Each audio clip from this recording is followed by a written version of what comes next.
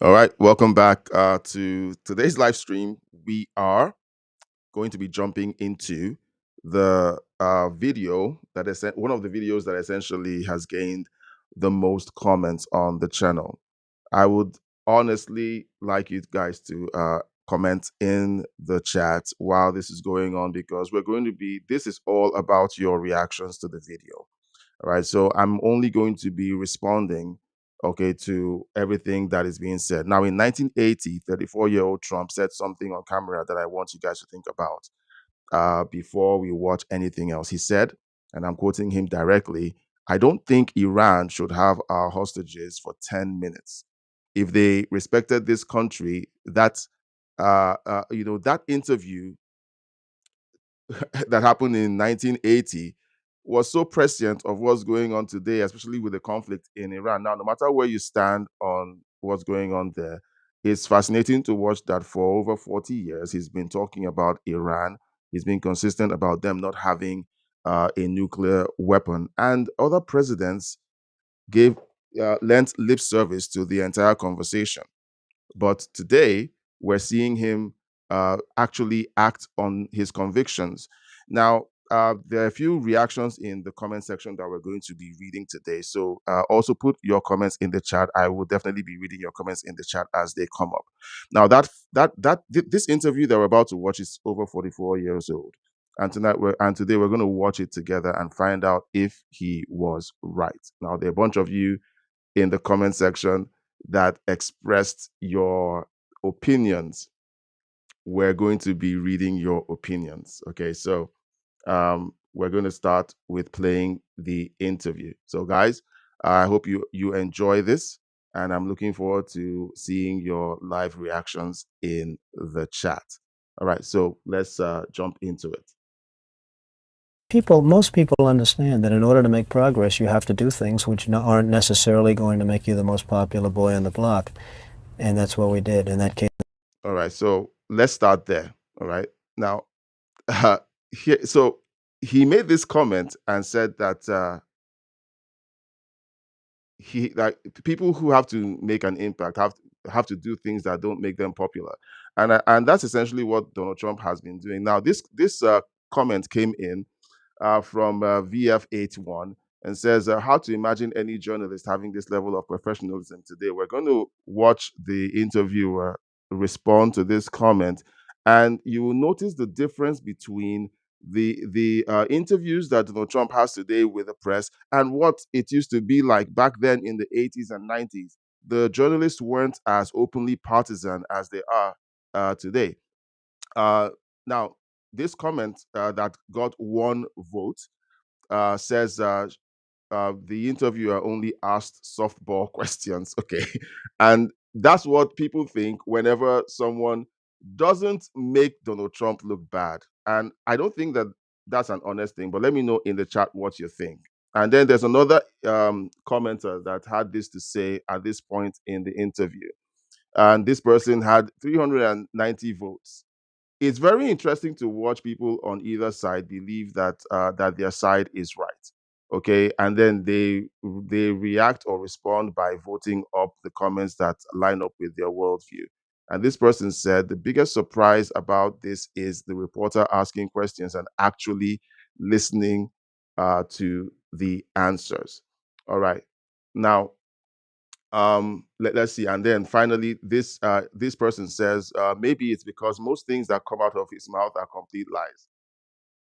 Okay, now let's know in the chat, all right, if you're for or against, which comment that comes up on the screen. Okay, now is this interview better than what we see today, or was she just giving him a pass because he's a popular billionaire? Let's know in the chat. We had a decision to make, and we had to make a decision.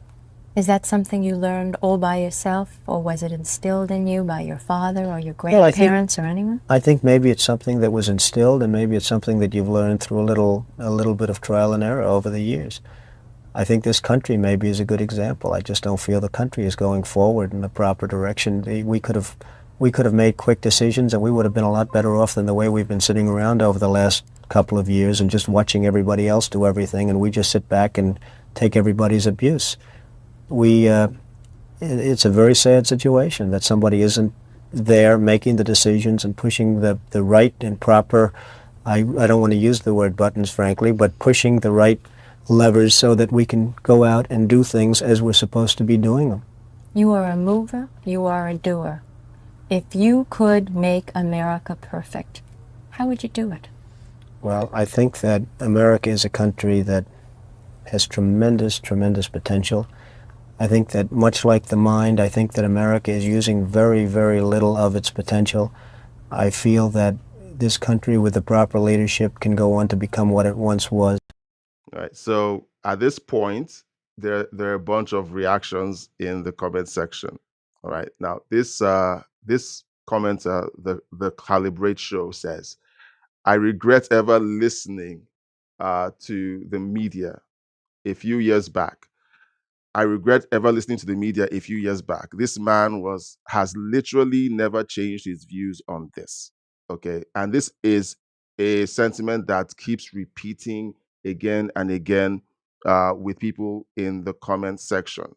But for everyone out there, let me know if that's the same sentiment that you have when you watch this. And then this other commenter, Salt King, the Salt guys, these usernames. I'm just going to say this commenter. You see the person's name on the screen. Uh, they said the key to success in anything is consistency, and Trump is very consistent, and in turn, very successful. Now, we also have people in the comment section. Now, a lot of you out there support Trump, but a lot of you out there hate him. And the question is, okay, so why do you hate him? But this person is one of the people who don't like Trump. And here's what he has to say. And he got 65 votes in the comment section. He says, what are these times that America used to be great that he's talking about all the time? All right. So there are people out there who don't ever believe that America was great. And this other person, jumps in and says, and they got 89 votes, says he still didn't say a thing, just bash America and claims he can do better. Now, uh, it's weird reading these chats. It's very weird. All right. Now, one more commenter says this. He didn't bash America, and that was in response to the last comment. He bashed the government. It's the American government he's referring to. Right. So let's know your thoughts in the chat, because this is live in the chat.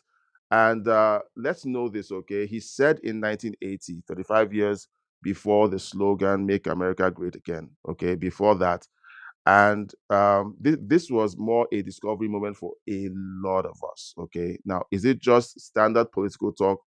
Okay, let's know if you're for or against this sentiment. Let's keep going. And I hope, and certainly hope, that it does go on to be what it should be. What should it be? Well, it should really be a country that gets the respect of other countries. Is respect the most important thing in your opinion? Well, respect can lead to other things. When you get the respect of the other countries, then the other countries tend to do a little bit as you do. Now, this is the part that made a lot of people get a conniption in the comment section. Okay, so let's read this comment. Now, look, guys, put your comment in the chat. Okay, let's know if you support one side or the other that left a comment on this video. I'm breaking it down at the points where people reacted to what he said 44 years ago. Now, this commenter got 46 votes, and they said respect can be earned without being respectful. It's called fear.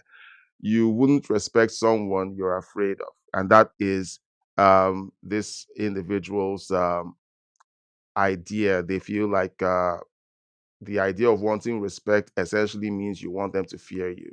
The next commenter says this.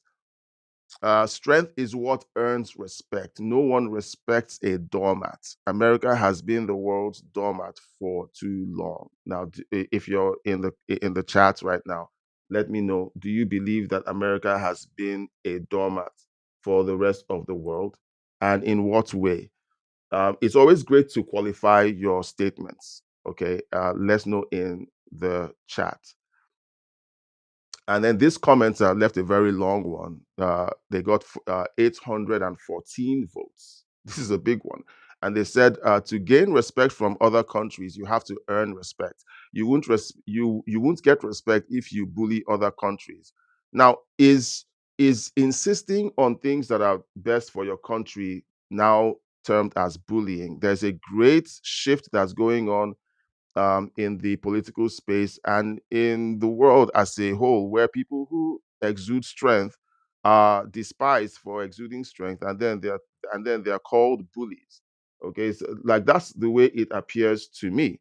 So let me know in the chat if this resonates with you or not. And let's keep reading. Um, if you respect other countries, they will respect you. You can't bully anyone to respect you. Now, if you're just joining us, we're reviewing or we're watching a an interview from 1980 by Donald Trump. This interview has been responsible for tons and tons of views on the channel, and we're reacting to the comments that have been coming in.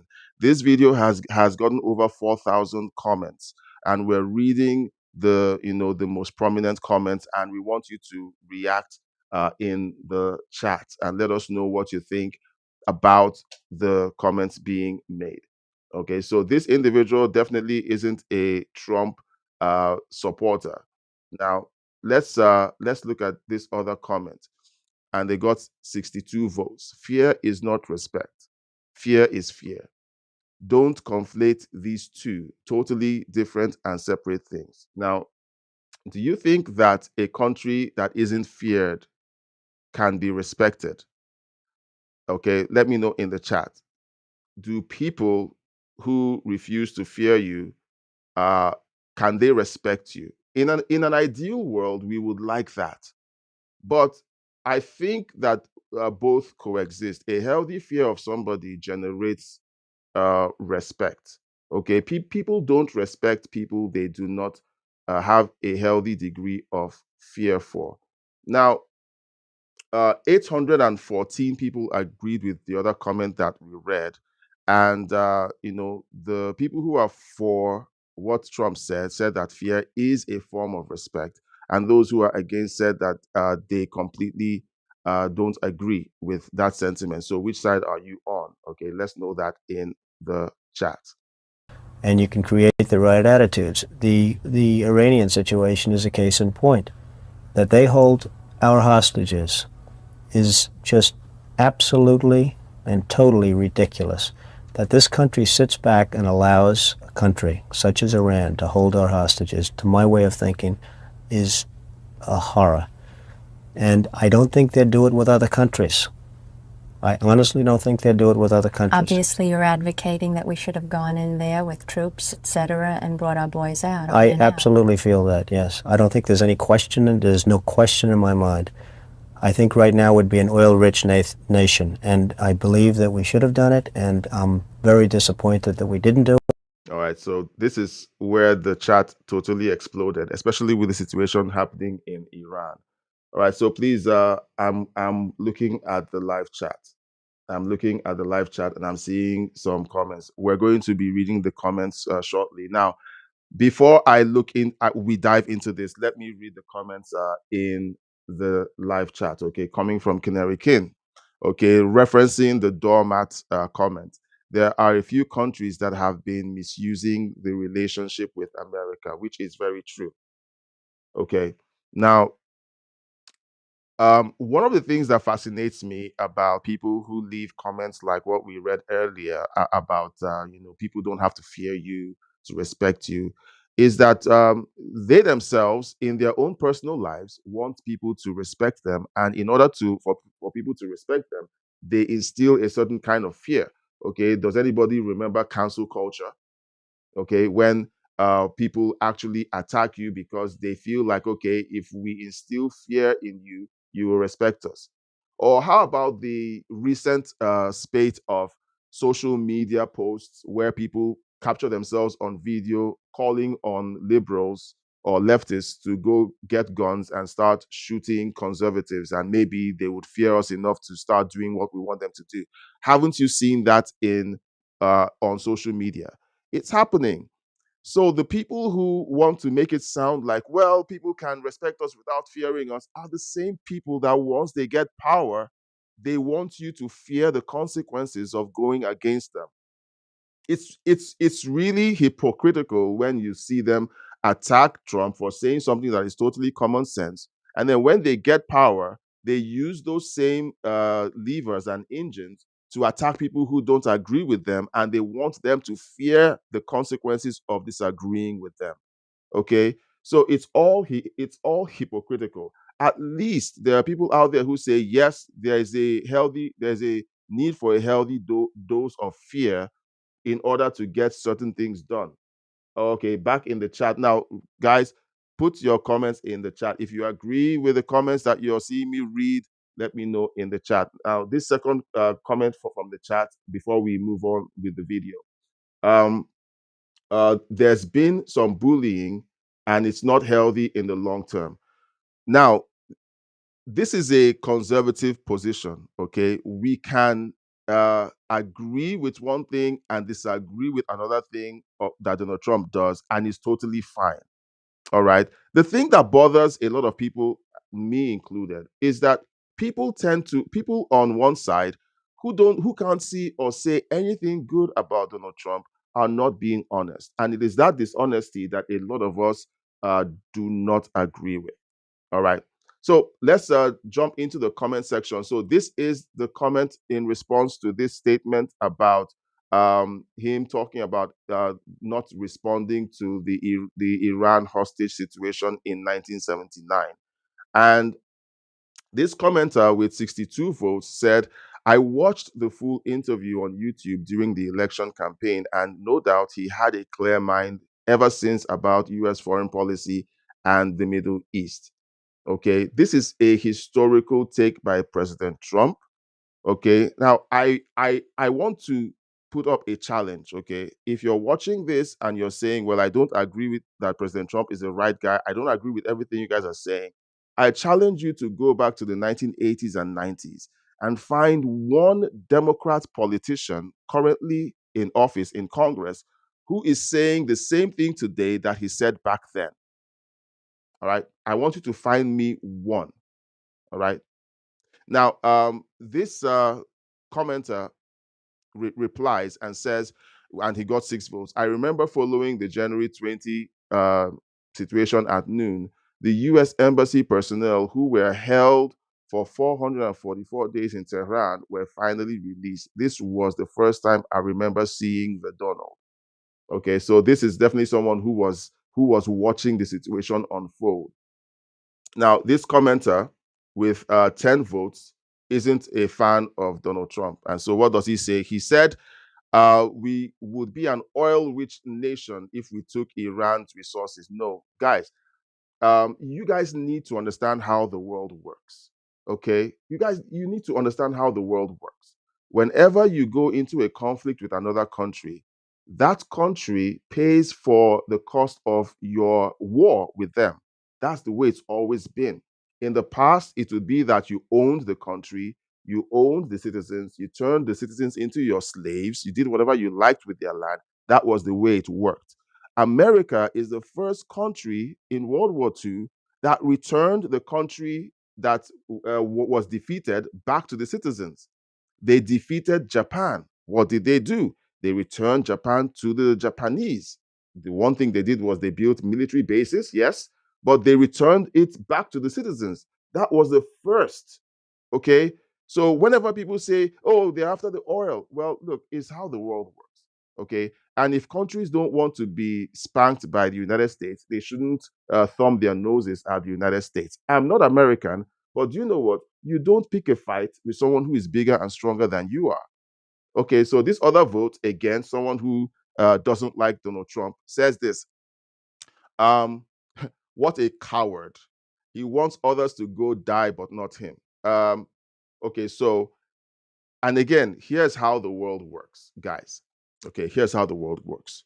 And I think we can remember that during the Vietnam War, and that's we're going to read references. Okay, let me read this reference. Okay, so we can get past it. And then this commenter says Captain Bone Spurs. I didn't understand what that meant until I had to do some research, and I found out that yes, he got an exemption from going to Vietnam because of a diagnosis and so on. And people say that it was faked. The children of the surgeon who gave him the paperwork to be exempted from serving claim that their father said that he was paid to issue that. But then again, they have military doctors who also certified him. So are you also saying that the military doctors failed at doing their job? Okay, you who says that you support the veterans and the military, okay, you're saying now that the military doctors couldn't test to see if what the doctor claimed wasn't what happened with Donald Trump. Okay, now let's read one more and then we'll talk about this issue of okay, hold on. Okay, yeah. So this person with 5 votes says, I'm trying to get this to appear. Okay, he skirted that selective service question. And yes, well, he did say if he could have, he would have gone. Now, when you watch what's going on in the comment section when it comes to this topic of him, not fighting in the Vietnam War, the people there conveniently don't point out that Bill Clinton also got an exemption. That others like Joe Biden got an exemption. Their favorite politicians who didn't fight in the Vietnam War also got exemptions. So it's only relevant when it comes to Donald Trump, okay, because orange man bad. If we're going to be consistent, okay, let us use the same measurement across board. If you're going to say Captain Bone Spurs, then you should find the exemption sheet for every other Democrat who didn't go to fight the Vietnam War. And guys, he was a Democrat when that happened, guys. Okay, he was a Democrat when he had this interview. So let's all be consistent. All right. Now, so I've covered that. Now, with this comment that says he's a coward who sends others to go die, but not him. Here's the thing. At this point in his life, okay, President Trump, or Donald Trump then, was running a multi-billion-dollar business. Businesses like his pay the bulk of the taxes to the US government, which in turn pays for the military and other things in government. So whenever you find governments deciding who goes to war, they keep people like him away from conflict so that they can keep making money for the government. That's what happens. That's the way the world works. You don't like it, fine. But you know what? People like him pay the bills. People like him employ people in the country, and those people in the country pay taxes. All right. So let me know so let me know your response to this. I'm looking in the comment section and in the chat, so please send your comments in the chat if you're watching live. All right. Now, he said that the United States should have gone in to take the oil and they would have won easily. All right. And then the reporter asked, would you have gone? Okay. That's what's coming up next. Let's know what you think about his answer coming up now. And I don't think anybody would have held us in abeyance. I don't think anybody would have been angry with us. And we had every right to do it at the time. I think we've lost the opportunity. Donald, would you have wanted to be one of those men to have gone to Iran, and taken those fellows out? No, I wouldn't have wanted to be, but I would have done it. Would you? Absolutely. If I were the age, if I were in the military. There were a lot of those fellas who went for that aborted coup who were 34 years old and older. They were your age. That's right. If you were called upon, would you? I know it's easy to say, yes, of course I would go. But if the phone rang right now and someone from the Selective Service had said, Donald, we're taking every young man 34 years of age, we're sending him to war, would you go to war? No, I don't see a war. You see, the war this is not a Vietnam situation, fortunately. The war, in fact, with Iraq. There is a war waging yes. there right now. Oh, yes, there is a war, and it's a war where nobody has any tanks, has any guns. It's a war where everyone's standing around. That would have been the easiest victory we would have ever won, in my opinion. When I look at television, I see men being shot up, legs being blown off. You're talking about two non-existent armies. I mean, Iran has an army composed of American equipment without parts and without anything else, and Iraq has a very weak army, and they're just really fighting each other. I mean, it's almost hand-to-hand combat. If you see now, they've run out. It's a sad situation, Rona, but it's a situation which ultimately is going to get much worse. That little sparkle of war, that little sparkle is going to lead, in my opinion, to a much greater conflict, and I think that's very unfortunate. And I think a lot of it has to do with this country and the fact that this country is not more involved in terms of setting policy in that area. Do you think perhaps that the oil industry is responsible for this, as the late Shah once implied? Well, I wouldn't want to criticize the oil industry because I wouldn't know enough about it, but I can tell you that I think this country is responsible for that war by its own weaknesses. I don't think you'd have this war if they, again using the other word, if we were respected, properly respected as a country and as a people and as a nation. I don't think that you would have the war going on right now between Iran and Iraq. I don't think that Iran would have our hostages for 10 minutes. If they respected this country, I don't believe they would have our hostages for 10 minutes. All right. So this is, so this comment here, in response to this, says he's been consistent on this for over 40 years. So do you feel the same way after watching this? Okay, let me know in the comment section or in the chat. This person who left a comment said the hostages were released January 20 at noon, the day Reagan was inaugurated, because Reagan did tell them that if the hostages were not released, they'll be held to pay, and they knew he was serious. They held the hostages for over a year. Can you imagine being a hostage in Iran in 1979 to 1980, held hostage for over a year? Okay, afraid that you were going to be killed the next day. I mean, just think about that. And that happened, and the Democrats did nothing. Okay, but twiddled their thumbs and mealy mouth for the entire time. Okay, total cowardice. All right, now this commenter with 3 votes says he's saying this and he ran on everything he said. It's unreal. This is the consistent comment that keeps coming up again and again. Now, here come the people who don't like Trump, okay, in the comment section. And here's what they said. The Iranians held the hostages because of a backdoor agreement with Reagan. Look at that. I'm sorry. It's unreal. Okay. Were you there? Were you there? Can you prove it? Okay, the people who screamed death to America, how come they couldn't get a backdoor deal with Jimmy Carter for over a year? It's like what happened with Joe Biden. Joe Biden claimed that the hostage release from Gaza was based on his negotiation that kind of was on a time release, waiting for Trump to get in office so that he could claim credit for it. That's stupid. Look, dude, don't make stupid statements that you can't back with fact. Okay. Now he continues. If they held them until after the election, Reagan would give them arms. This is the prelude to the Iran-Contra scandal. Now he says something. Iran-Contra is a real thing. Let me know in the chat if this guy knows what he's talking about. I don't. I feel like he's reaching, but let me know in the chat if he's making sense. All right. And this other person says, and they got 12 votes, says he dodged getting drafted 5 times for bogus reasons. He was in school, guy. He was in college, I think, at some point. I've explained this already. I don't need to go back into it. But he actually stated that would have been our easiest win. And I don't know what he's talking about, but he's made that statement and he's entitled to his comment. Now, here's a thought, okay, guys.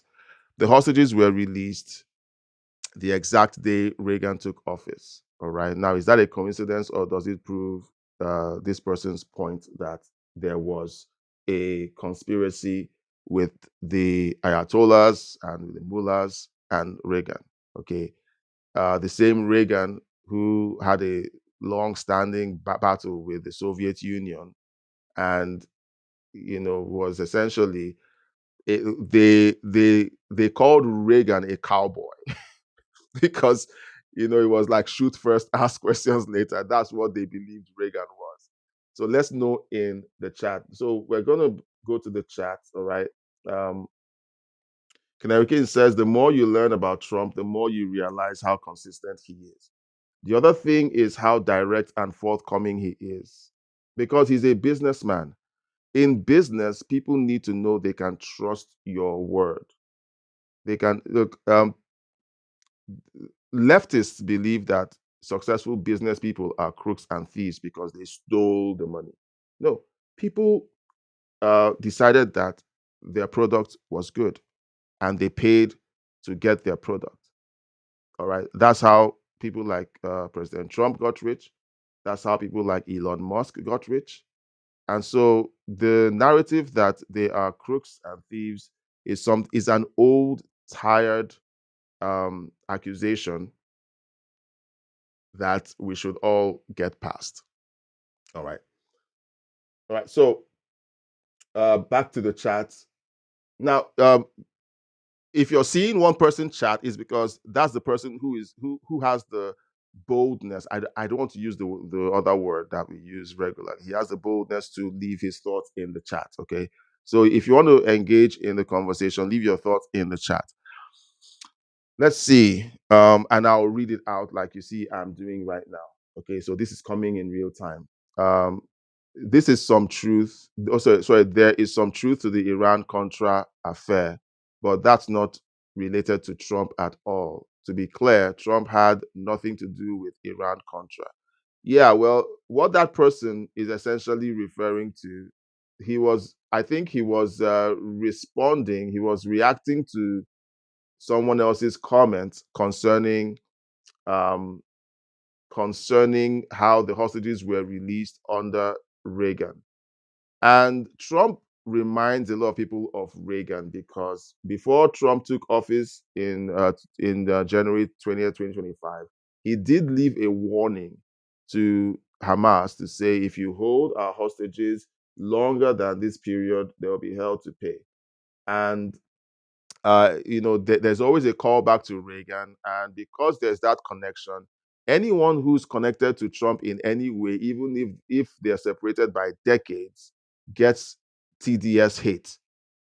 All right, it's sad to say, but that's what happens. And so, because people have been doing a callback to Reagan and how Trump reminds them of Reagan, Reagan gets the hate and the heat, and that's why this person jumped up to say, "Okay, by the way, since you're claiming that the hostages were released because Reagan was a tough guy, there was a conspiracy that essentially involved him reaching a backdoor deal."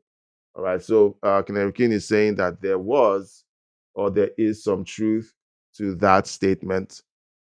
Granted, okay. To the Iran Contra affair. Okay, but I don't think there's any reason to claim that there was a backdoor deal unless you have evidence. Do you have proof? Let's know in the comment section or in the chat. So we called on everyone to jump on this live stream to see what people have been saying about these videos. Okay, so Trump and Iran are in the zeitgeist yet again. Trump has taken action after 47 years of Iran being on a war footing with the United States. Why is it such a problem with a lot of people that Trump is finally doing something about Iran? Wouldn't it have been better for Jimmy Carter or Reagan to have taken care of Iran when they were still, in their infancy, when the mullahs still didn't know what they were doing? All they knew how to do was to scream death to America and death to Israel. But now that they were so close to getting a nuclear bomb, I heard last week that they were close to getting to having the capacity of building 10 nuclear bombs. All right. Now, people who forget the horrors of war can sit in their seats and Monday morning quarterback all they want until a mushroom cloud appears over their city, and then they begin to say, okay, how come Trump didn't do something about it? Now, let's leave aside the conspiracy theories concerning 9/11. When George Bush was told, that famous video where he was sitting down and he was at an elementary school doing a book reading or something, and then the Secret Service whispered to him about the attack, and left-wing media kept replaying that moment like that is the face of an incompetent oaf. That was essentially the narrative that they were posting. Okay, like he didn't know what to do, he was confused, he was, that's essentially the story that they told, because it was unbelievable that a country could strike at the heart of the United States the way they did on 9/11. And then they went to town with their accusations of how stupid George Bush was. We don't agree with the war that they started with Iraq. The accusations about the weapons of mass destruction was, of course, it's been proven that it was planted and so on. Netanyahu's involvement in that is also there. And yes, all of those things are facts. However, what tends to happen is this: if a president acts preemptively to stop a disaster, he is evil. If he doesn't do anything until the disaster strikes, it's his fault. Okay? So you can never win with these guys. One more comment in the chat. It's not fair to conflate Trump with Reagan. Trump is a better negotiator. I agree. All right, guys. We're going to be doing a hard stop, but look, if you can't leave a comment because you're at work or something, leave a comment afterwards. Let's know what you think about all of the comments that we've covered during this live stream. I enjoyed reading them. Did you enjoy listening to them? I could have simply done a stream with only the positive comments and glaze Trump and say, oh, how awesome he is, and kiss his feet and his ring. But I do answer all of the comments. I read all the comments. I answer all the comments. And I want you to just think about the divide that currently exists, where even when you see records like what we just watched with President Trump saying the same thing for over 40 years, people still jump into the comment section to claim that he's fake. People actually called this video AI. Okay, they called it AI. I'm going to be uploading the full version of the video. Okay, well, it's on the YouTube channel, but I would like to invite you to subscribe if you're watching. Please subscribe if you want to see more like this. And I would also like you to tell me if you want to be a part of this. Okay, join the Patreon. The link is in the description of this video. The website is right there.